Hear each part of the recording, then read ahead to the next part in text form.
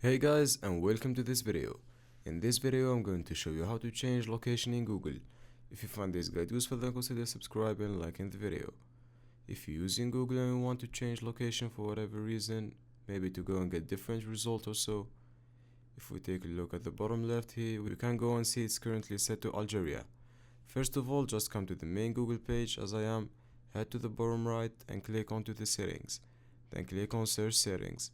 On this page, head to the left and click on to other settings, and then you can go and click on language and region. Finally, come down here into result region and give it a click. Now all you need to do is search for the country you want to go and use. For example, I'll do Belgium, and as you can see it's set to Belgium. So that's it. That is how to change location in Google. I really hope you found this video useful. If you could give us a like and subscribe, we would really appreciate it. Catch you guys in the next one.